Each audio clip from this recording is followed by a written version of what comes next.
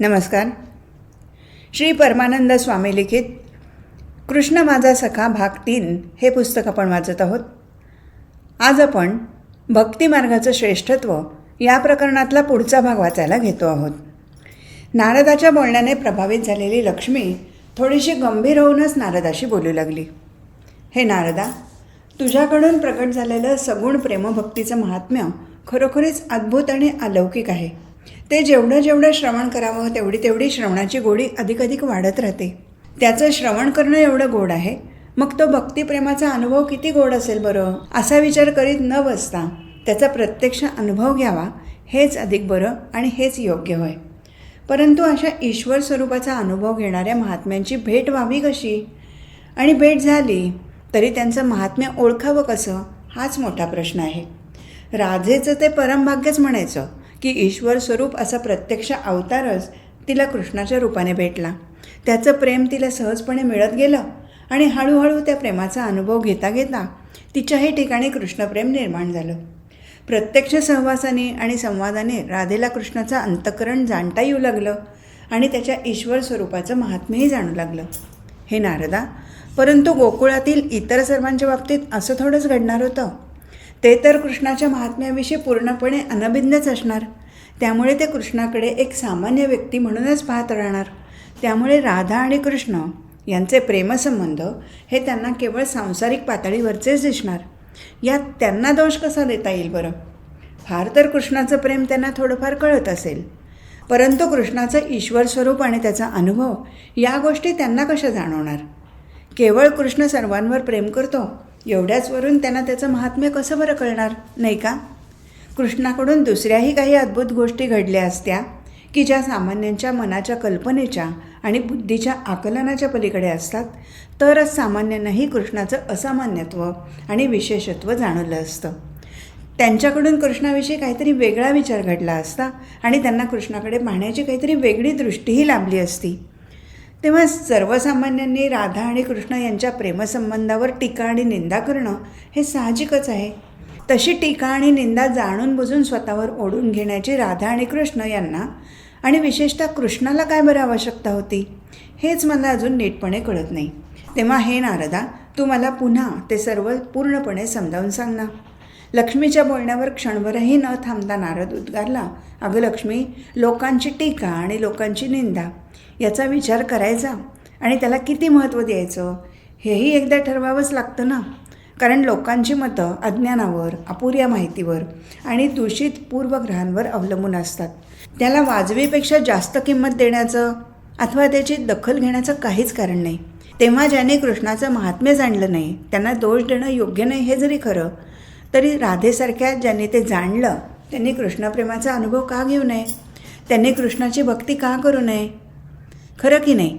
त्यांनी अशा लोकांच्या टीकेला घाबरण्याचं काहीच कारण नाही.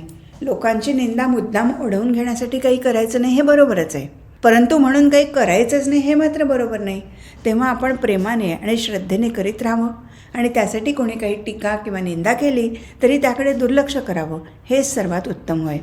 तेव्हा राधेच्या ठिकाणी कृष्णप्रेम निर्माण झालं आणि कृष्णाचं अंतःकरण जाणता जाणता तिला कृष्णाचं महात्म्यही जाणवू लागलं. त्यातूनच तिच्या ठिकाणी कृष्णाविषयी भक्तिभाव निर्माण झाला. राधेच्या भक्तिभावाची कृष्णाला खात्री वाटत असल्यामुळेच त्याने तिच्या भक्तिभावाचा स्वीकार केला. कारण भक्तिभावाचा स्वीकार करणं ही केवळ कृष्णाची जबाबदारी नव्हती, तर तो त्याचा धर्मच होता. तेच तर त्याचं जीवनकार्य होतं आणि याची पूर्ण जाणीव आणि आत्मविश्वास कृष्णाच्या ठाई अगदी लहानपणापासून सहजच होता. कृष्णावताराचं तेच तर आगळं वेगळेपण आणि विशेषत्व होतं. लक्ष्मी, हे मी तुला पहिल्यापासून सांगत आहे. ते नीटपणे आणि कायमचं लक्षात ठेव, म्हणजे मग तुझ्या मनात कुठलीच शंका शिल्लक राहणार नाही. आता एक गोष्ट निश्चित आहे की राधेच्या ठिकाणी जे कृष्णाविषयी प्रेम निर्माण झालं ते कृष्णाच्या राधेवरील प्रेमामुळे निर्माण झालेलं होतं आणि कृष्णाठाई राधेविषयी प्रेम निर्माण झालं त्याचं मूळ कृष्णाच्या अंतःकरणातील प्रेमस्वरूप अवस्थेमध्ये होतं. म्हणूनच राधेचा भक्तिभाव स्वीकारण्यामध्ये राधा आणि कृष्ण या दोघांच्याही परस्परावरील प्रेमाची स्फूर्ती होत होती. त्यासाठी राधेचा भक्तिभाव स्वीकारणं हे श्रीकृष्णासाठीही त्याच्या ठाईच्या प्रेमपूर्तीसाठी अत्यंत आवश्यक होतं. एकदा एखादी गोष्ट आवश्यक आहे असं ठरलं की मग त्या गोष्टीच्या पूर्तीसाठी किंवा प्राप्तीसाठी स्थळ, काळ, वेळ या गोष्टी दुय्यम पण पूरक ठरतात. त्या जशा असतील तशा त्यातून मार्ग काढणं हेच उचित ठरतं आणि मुख्य आपला हेतू साधणं हेच योग्य ठरतं. हे लक्ष्मी, तुझा दुसरा प्रश्न मात्र अगदी बरोबर आहे. सर्वसामान्यांना कृष्णाचं महात्म्य सहजासहजी कळणं शक्य नव्हतं, हे खरंच आहे. कृष्णाकडून ज्यांना प्रेम मिळालं ते त्या प्रेमाने निश्चितच सुखावले. त्यांना कृष्णाचं कौतुकही जरूर वाटलं, परंतु कृष्णाचं महात्म्य मात्र त्यांना कळू शकलं नाही. कारण कृष्णाचं महात्म्य जे त्याच्या अंतःकरणाच्या अवस्थेत होतं तिथपर्यंत पोहोचणं सामान्यांना शक्यच नव्हतं. परंतु त्याहीपेक्षा त्यांना ते आवश्यकही वाटत नव्हतं, हे महत्त्वाचं. त्यामुळे सामान्यजन बाह्यांगाने कृष्णाच्या जवळ येऊनही मनाने त्याची खरी जवळीकता साधू शकले नाहीत. भाग्याने मिळालेल्या संधीचा लाभ सर्वांनाच पूर्णपणे घेता आला नाही, कारण प्रेमापलीकडील कृष्ण काही त्यांना दिसू शकला नाही. त्यांचं कृष्णाकडे पाहणं हे केवळ प्रेमासाठी आणि प्रेमापुरतंच राहिलं. नारदाचा कंसाला हितोपदेश. हे लक्ष्मी, परंतु गोकुळवासियांचं भाग्य तेवढंच नव्हतं, तर ते त्याहीपेक्षा जास्त होतं. कारण कृष्ण जसजसा मोठा होऊ लागला होता तसतसा त्याच्याकडून पराक्रमही घडू लागला होता. त्यातून कृष्णाठाईची ईश्वरी शक्तीच प्रगट होऊ लागली होती आणि ती तशी काही जणांना जाणवू लागली होती. त्याचं असं झालं की कंसाच्या मनातील देवकीच्या पुत्राविषयी असलेली भीती नाहीशी झालेली नव्हती. देवकीला 8वा पुत्र न होता मुलगी झाली आणि तीही जन्मताच मृत पावलेली होती, हे त्याला विचित्र वाटलं होतं. त्या गोष्टीवर त्याचा मुळीच विश्वास बसलेला नव्हता. त्याच्या मनातील शंका कायम असल्यामुळे तो सदैव भीतीग्रस्त असे. त्याच्या मनाची नेहमीच बेचैन अवस्था असे. देवकीच्या 8व्या पुत्राला पहारेकरांना गुंगारा देऊन कोणीतरी पळवलं असेल आणि त्याच्या बदली एक कोणाची तरी मृतकन्या आणून ठेवली असेल का, अशा विचाराने तो अगदी बेजार झाला होता. त्यासाठी त्याने त्या गोष्टींचा गुप्तपणे छडा लावायला सुरुवात केली. आपल्या गुप्तहेरांना त्याने त्याच वेळी जन्माला आलेल्या मथुरेतील आणि मथुरेच्या परिसरातील सर्व बालकांचा तपास करायला आणि त्यांच्यावर नजर ठेवायला सांगितलं. भीतीने पछाडलेला कंस तर एवढ्या टोकाला गेला की देवकीच्या पुत्राला शोधण्यासाठी त्याने मायावी राक्षसांचंही सहाय्य घेतलं, परंतु त्याला त्यात यश मिळालं नाही. कृष्णाला मारण्याच्या उद्देशाने गेलेल्या त्या राक्षसांचं कपट कृष्णाने लगेच ओळखलं आणि त्यांनाच ठार केलं. अगदी लहान वयातही कृष्णाकडून प्रगटणारी ही त्याची ईश्वरी शक्ती सामान्य लोकांना आकलन होणं तर शक्यच नव्हतं, परंतु जाणकार लोकही पुचकळ्यात पडत. काही लोक त्या गोष्टीकडे एक नवल म्हणून पाहत, तर काहींना असं वाटत असे की एखादी अदृश्य शक्ती कृष्णाचं रक्षण करत आहे.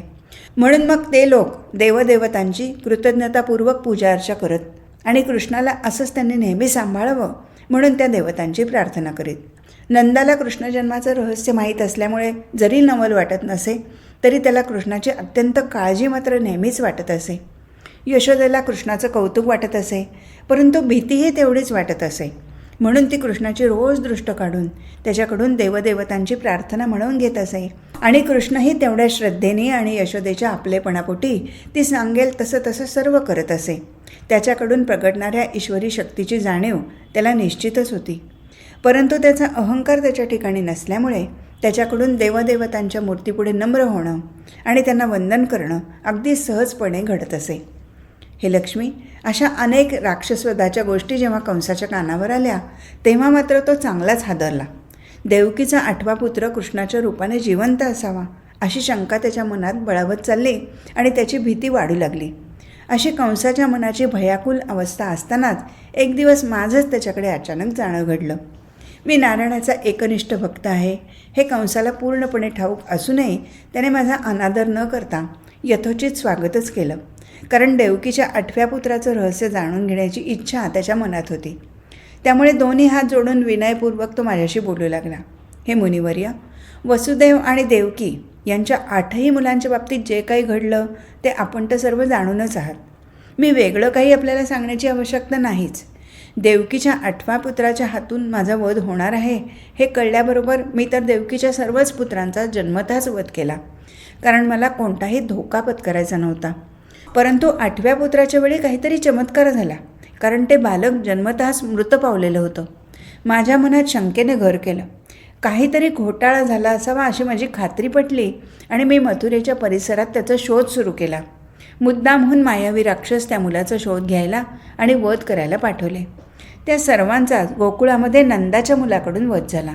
त्या मुलाचं नाव कृष्ण आहे असंही माझ्या कानावर आलं आहे. एवढ्या लहान वयात त्या मुलाकडून सर्व राक्षसांचा वध झाला. यावरून हेच सिद्ध होतं की त्या मुलामध्ये काहीतरी दैवी शक्ती आहे. त्याशिवाय त्याच्याकडून अशी कृत्य घडणं शक्यच नाही याची मला पक्की खात्री आहे. माझा वध करण्यासाठी जन्माला आलेला मुलगा हा दैवी शक्तीने युक्त असणार याविषयी माझ्या ठिकाणी जराही शंका नाही, कारण त्याशिवाय कोणत्याही लहान मुलाकडून माझा मृत्यू ओढवणं शक्यच नाही. नंदाच्या या मुलाविषयी कळल्यापासून माझी तर झोपच उडली आहे. मन बेचैन आहे.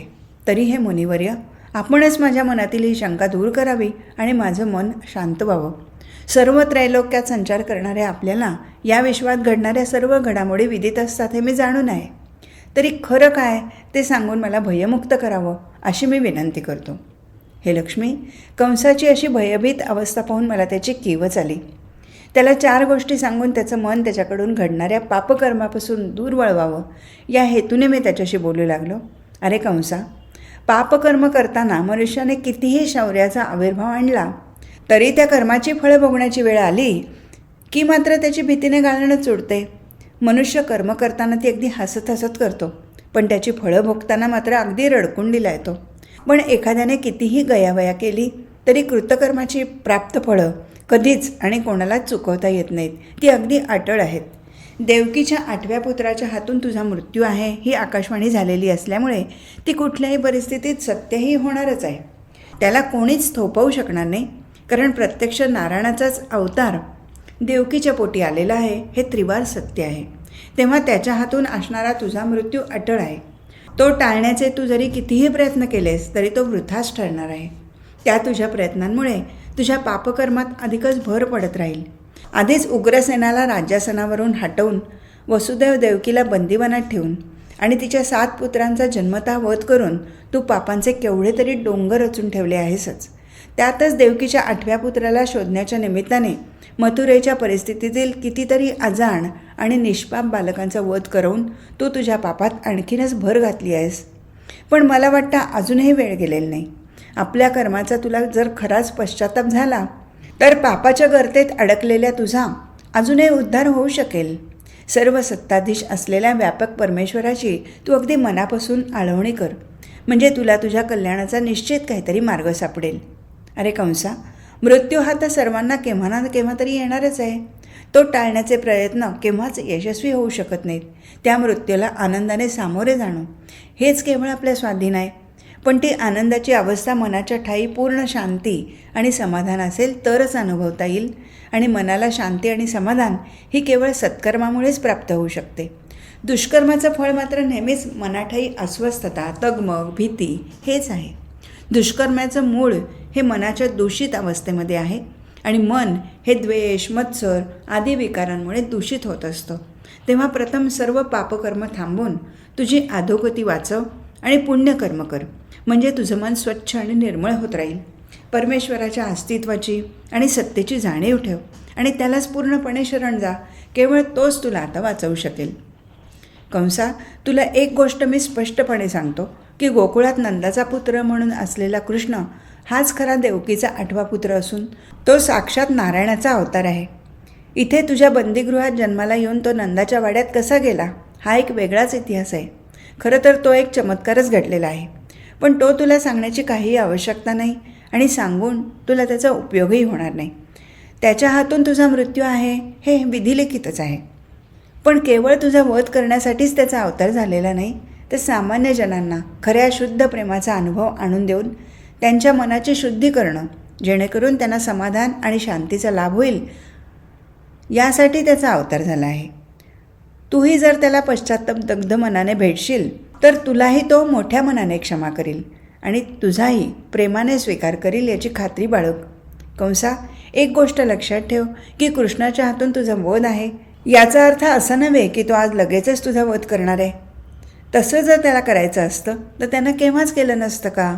अगदी तुझ्या कारागृहात जन्माला आल्याबरोबर तुझा वध त्यानं करायचं ठरवलं असतं तर त्याला ते शक्य नव्हतं का? पण कृष्णाला त्याची घाई नाही.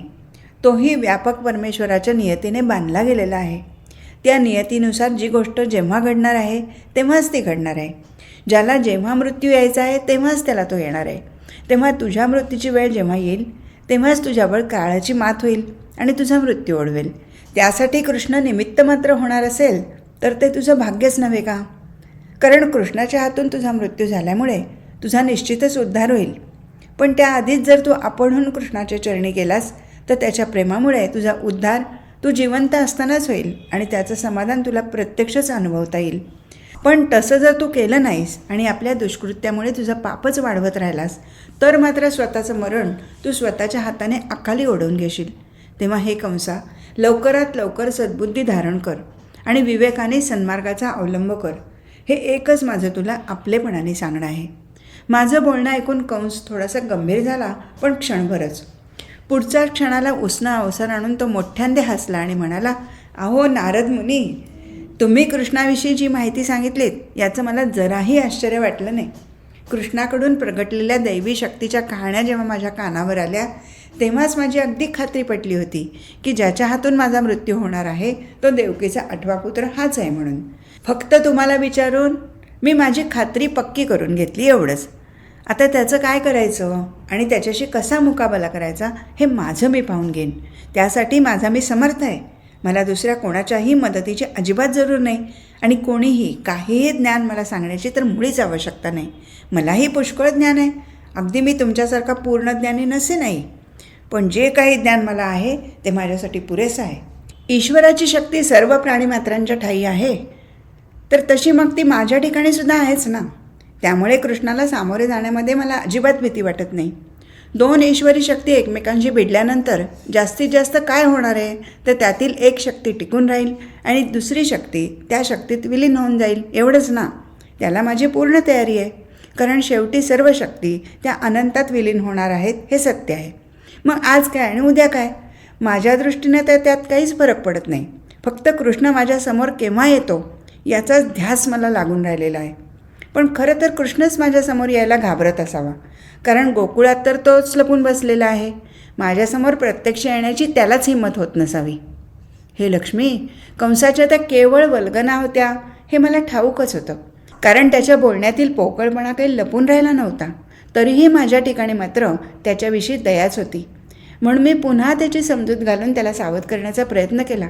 अरे कंसा, तुझ्याकडे शब्दज्ञान तर पुष्कळच दिसतं आहे, पण लक्षात ठेव की प्रत्यक्ष प्रसंगात ते ज्ञान कधीच कामाला येत नाही. ईश्वरी शक्तीविषयी तू जे काही बोललास ते तत्वतः सत्यच आहे. त्यामुळे सर्वजण जिवंत आहेत आणि जीवन जगत आहेत, परंतु जीवनाचा अनुभव घेणारे मात्र केवळ मनच आहे हे विसरू नको. ते मन ज्याचं दुर्बल आहे त्याला जीवनात अनन्वित यातना आणि क्लेश भोगावे लागतात. ज्याच्याकडून पुण्यकर्म घडतात त्याचंच मन नेहमी सबळ असतं, त्याचंच मन सहनशील, शांत आणि समाधानी असतं. त्यामुळे संसारात प्रारब्धाने किती संकटं आणि अडचणी आल्या तरी मनोबळावर त्यातून पार पडता येतं. परंतु जो पापकर्मी आहे त्याचं मन अत्यंत कमकुवत असतं. तो नेहमीच कुठल्या ना कुठल्या तरी भीतीने ग्रस्त असतो. मृत्यूच्या भयाने तर तो सदैव व्यापलेला असतो. मनुष्याच्या देहाला मृत्यू हा एकदाच येतो, परंतु पापी आणि दुराचार्याचं मन मात्र भीतीने मृत्यूचा अनुभव क्षणाक्षणाला घेत असतो. अरे कंसा, तू बाह्यांगाने जरी कितीही आवडलास तरी तुझ्या मनातील घबराट काही लपून राहिलेली नाही. ती तर तुझ्या चेहऱ्यावर अगदी स्पष्टपणे दिसत आहे. तेव्हा अजूनही वेळ गेलेली नाही. कृष्णाला इथे सन्मानपूर्वक बोलावून घे आणि तुझ्या दुष्कृत्यांची कबुली त्याच्याकडे दे. कृष्णच यातून योग्य तो मार्ग काढेल आणि अधोगतीने जाणाऱ्या तुझ्या मनाचा उद्धार करेल. त्यामुळेच तुझ्या मनाला खरी शांती आणि समाधान प्राप्त होईल. हे लक्ष्मी, उन्मत्त आणि अहंकाराने पछाडला गेलेला कंस काहीही ऐकण्याच्या मनस्थितीतच नव्हता. चांगले विचार, चांगली बुद्धी, चांगलं कर्म याच्या सर्व सीमा पार करून या सर्वांच्या पलीकडे केव्हाच गेलेला होता. त्याने गोकुळात पाठवलेल्या राक्षसापैकी एकही परत आला नव्हता. त्या सर्वांनाच कृष्णाने यमसदनाला पाठवलं होतं, तरीही कंसाची घमेंड मात्र कायमच होती. त्याच गुरमीच्या सुरात कंस उत्तरला, अरे नारदा, हे कदापिही होणं शक्य नाही. ज्या मार्गाने मी आत्तापर्यंत चालत आलो आहे त्याच मार्गाने मी पुढेही चालत राहणार.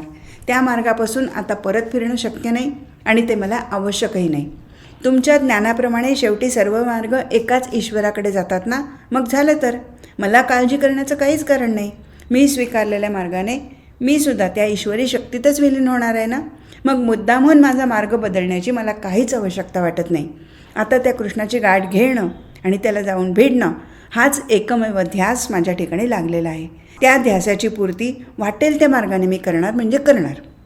त्याशिवाय त्या गोष्टीचं सोक्षमोक्ष होणार नाही. मग त्यातून जो काय निर्णय होईल तो मी मान्य करीन. परंतु आता मागं फिरणं माझ्याकडून कदापिही घडणार नाही. ही माझी भूमिका अंतिम आहे. मी कशानेही किंवा कोणत्याही कारणाने जराही ढळणार नाही, हे त्रिवार सत्य आहे. असं म्हणून कंस तरातरा राजवाड्याच्या आतील दालनात निघून गेला. मी मात्र नियतीमध्ये आता या नारायणाची काय लीला प्रकट होणार आहे आणि कृष्णाचं महात्म्य कसं प्रकट होणार आहे याचा ध्यास घेऊन तिथून त्वरित निघालो. कारण नारायणाच्या सगुण अवतारातील प्रकटणाऱ्या लीला नित्य पाहणं, अनुभवणं आणि प्रेमाने गात राहणं हाच माझा भाव आहे, स्वभाव आहे आणि अनुभवही आहे. नारदाचं बोलणं ऐकता ऐकता लक्ष्मीला वाटणारं नवल नारदाच्या प्रत्येक वाक्यागणिक वाढतच गेलं. तिच्या लगेचच लक्षात आलं की कृष्णचरित्र आता काही वेगळंच वळण घेत आहे. तिला ते अगदी अनपेक्षित होतं. याहीपेक्षा नारदाच्या वागण्याचं तिला जास्त नवल वाटत होतं. म्हणून न राहून तिने नारदाशी बोलायला सुरुवात केली. अरे नारदा, तुझी तर अगदी कमाल आहे. तू आधी कंसाकडे कशासाठी गेलास हेच मला समजत नाही. तो दुष्ट आणि राक्षसी प्रवृत्तीचा आहे हे तुला माहीत होतं. मग तुला तर त्याच्याकडे जाण्याचं कारणच नव्हतं. बरं, गेलास तर गेलास. कृष्ण गोकुळात आहे हे गुह्य त्याला कशाला सांगितलंस? कृष्ण गोकुळात चांगला सुरक्षित असताना तू कंसाला त्याचा पत्ता सांगून काय साधलंस हेच मला कळत नाही. कंसाची अशी तुझ्याकडून खात्री पटल्यावर तो कृष्ण वधासाठी जास्तीत जास्त प्रयत्न करणार आणि मग कृष्णावरची आणि गोकुळावरची संकटही अधिक वाढणार. त्याला मग जबाबदार कोण? तूच ना. त्याहीपेक्षा तू कंसाचं हृदय परिवर्तन करण्याचा जो प्रयत्न केलास तो तर अगदी कहरच होता. अरे, कंसासारखा नीच आणि कठोर मनाचा मनुष्य केव्हा तरी आपली चूक कबूल करेल का? आणि त्याचं मतपरिवर्तन होणं केव्हा तरी शक्य आहे का? एक वेळ दगडाला पाझर फुटेल, पण अशा माणसाचं मन कधीही द्रवणं शक्य नाही. ही काळ्या दगडावरची रेघ आहे. बरं, एवढं तू कळकळीने सांगूनही त्याच्यात काही बदल झाला नाही ना? तुला त्यात यश नाहीच मिळालं ना? मग अपयशाची एवढी पक्की खात्री असताना शहाण्या माणसाने तरी काही प्रयत्न न करणं हेच योग्य नव्हे का? खरंच नारदा, मला तर तुझ्या या वागण्या बोलण्याचा काहीच अर्थबोध होत नाही.